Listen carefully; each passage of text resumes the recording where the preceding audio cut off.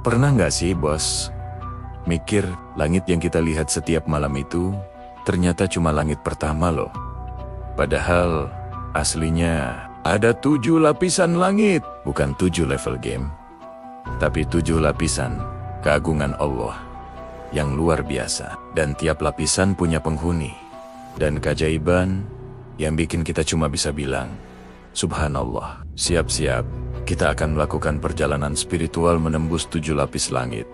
Dari bintang-bintang sampai Sidratul Muntaha. Langit pertama, namanya As-Sama'id Dunya. Inilah langit paling dekat dengan bumi. Panggung kosmik yang kita saksikan setiap malam. Allah berfirman dalam surah Asy-Syaffat ayat 6. Sesungguhnya kami telah menghiasi langit yang dekat dengan hiasan bintang-bintang. Disinilah tempat bintang-bintang bersinar, tempat meteor berterbangan, dan tempat para malaikat penjaga yang super sigap. Tugas mereka menjaga langit dari para setan yang koba-koba, mencuri berita dari atas sana. Jadi, kalau kamu lihat bintang jatuh, jangan langsung mikir, wah, jodohku deket nih, atau buru-buru bikin permintaan. Itu bukan sinyal cinta, bos. Tapi itu malaikat lagi ngelempar jin pencuri berita. Keren kan? Dan di langit pertama inilah saat peristiwa Isra Mi'raj, Nabi Muhammad SAW pertama kali bertemu dengan Bapa seluruh umat manusia, Nabi Adam alaihissalam. Bayangin, ketemu manusia pertama di angkasa level 1, sebuah pertemuan bersejarah yang membuka perjalanan agung ini. Naik sedikit dari langit pertama, kita tiba di langit kedua.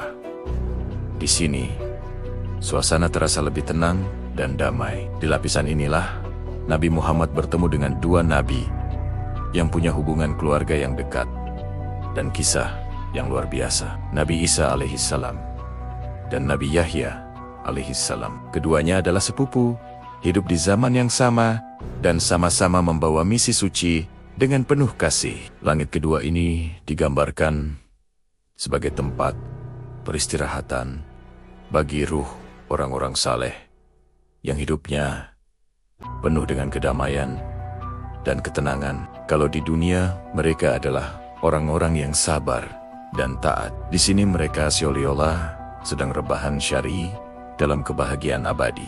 Langit kedua ini seperti sebuah ruang tunggu VVIP bagi gewa-gewa yang telah meraih ketenangan sejati. Damai banget pastinya. Sekarang, kita lanjutkan perjalanan ke langit ketiga.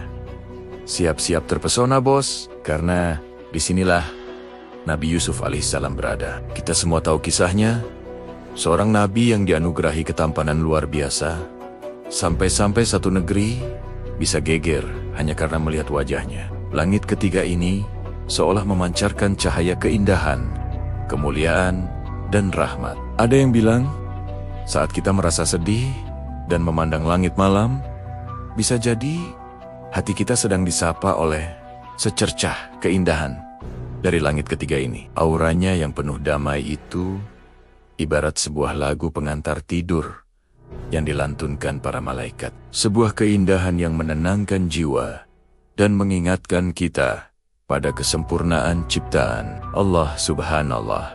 Perjalanan berlanjut ke langit keempat. Di sini, suasananya terasa lebih agung dan penuh hikmah.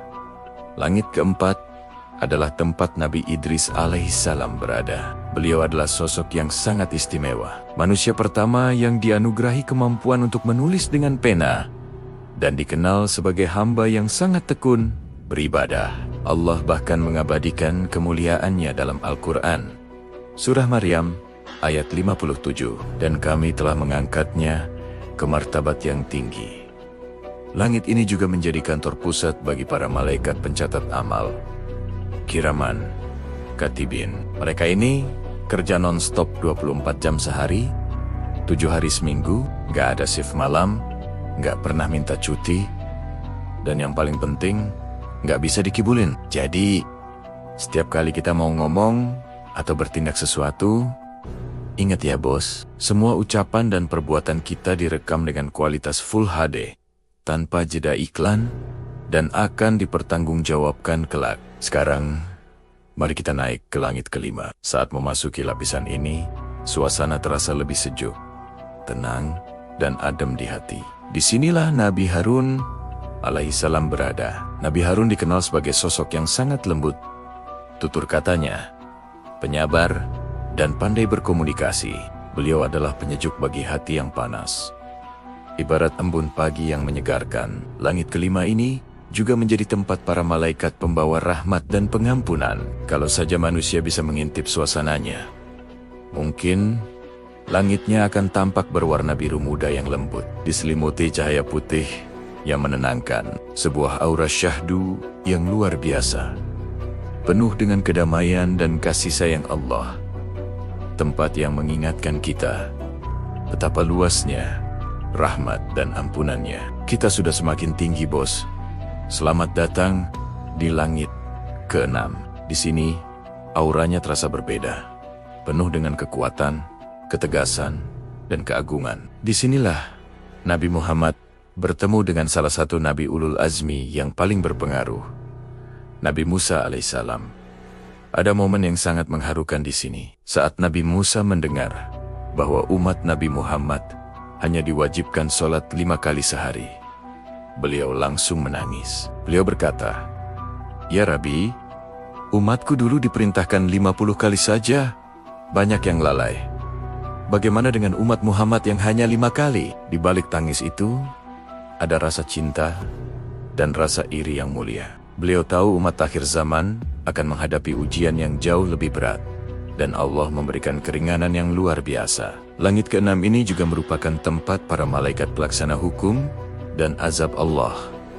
Gambaran energinya tegas, kuat, tapi tetap berlandaskan keadilan mutlak dari Sang Pencipta. Dan inilah puncaknya, bos. Langit ke-7, level tertinggi dari semua lapisan langit dunia. Di sini, suasananya tak bisa digambarkan dengan kata-kata, penuh cahaya dan kemuliaan. Disinilah Khalilullah, kekasih Allah, Nabi Ibrahim alaihissalam berada. Beliau sedang bersandar di Baitul Mamur, sebuah rumah suci atau Ka'bahnya para penduduk langit. Bayangkan, setiap hari, tempat ini dikunjungi oleh 70.000 malaikat yang berbeda, dan tidak ada satupun dari mereka yang kembali lagi untuk kedua kalinya. Bisa kebayang nggak? Berapa banyak jumlah malaikat yang Allah ciptakan tak terhingga. Di langit ini juga ada Sidratul Muntaha, sebuah pohon penanda batas akhir yang paling sakral. Bahkan, malaikat Jibril, pemimpin para malaikat yang menemani Nabi, harus berhenti di batas itu. Jibril berkata, "Aku tak bisa melangkah lebih jauh. Jika aku maju selangkah lagi, aku akan terbakar oleh cahaya keagungan Allah." Dan disinilah, di tempat yang paling mulia ini, Nabi Muhammad SAW menerima perintah salat 5 waktu secara langsung dari Allah Subhanahu wa Ta'ala, bukan lewat perantara malaikat, bukan lewat wahyu biasa, tapi langsung. Subhanallah, merindingnya bos. Namun, perjalanan ini belum berakhir. Di atas semua langit itu ada arsy Allah. Singgasana keagungan yang tak bisa dijangkau oleh waktu, jarak, ataupun imajinasi terliar manusia. Arsy bukanlah tempat duduk seperti yang kita bayangkan, melainkan simbol kekuasaan, kebesaran, dan kemuliaan Allah yang tanpa batas. Semua makhluk, dari semut terkecil hingga galaksi terbesar, semua 7 lapis langit, planet-planet, dan seluruh alam semesta, semuanya bergetar, tunduk di bawah keagungan arsy-Nya. Jadi bos, kalau nanti malam kamu lihat langit, coba deh, ingat lagi, yang kamu lihat itu baru sampulnya, baru langit pertama, masih ada 6 lagi di atasnya, penuh dengan para malaikat, para nabi, dan rahasia-rahasia agung yang bisa bikin otak kita nge-lag kalau coba-coba memikirkannya. Jadi, jangan sombong dulu. Kalau sudah pernah naik pesawat, itu baru nyentuh langit 0,5 aja. Hehe, karena Nabi kita, Muhammad SAW, sudah sampai ke langit ke-7. Bahkan, melewatinya tanpa roket, tanpa tabung oksigen, tanpa wifi, hanya dengan izin dan kekuatan dari Allah. Makanya, yuk bos, dari kisah ini kita ambil pelajarannya. Kita kuatkan iman kita, perbanyak dizikir, perbaiki kualitas salat kita. Karena salat adalah mirajnya orang mukmin, cara kita berkomunikasi langsung dengan Allah. Semoga suatu hari nanti bukan tubuh kita, tapi ruh kita yang diizinkan untuk naik, menembus lapisan langit, menuju keridaan Allah Subhanahu wa Ta'ala. Amin ya Rabbal Alamin. Kalau bos suka cerita-cerita seperti ini, kisah tentang langit, para malaikat, dan misteri keagungan Allah, jangan lupa tekan tombol subscribe dan nyalain loncengnya ya, biar bos nggak ketinggalan kisah-kisah langit berikutnya yang insya Allah bisa bikin iman kita makin malah dikeledak kayak bintang jatuh. Sampai jumpa di video berikutnya. Assalamualaikum warahmatullahi wabarakatuh.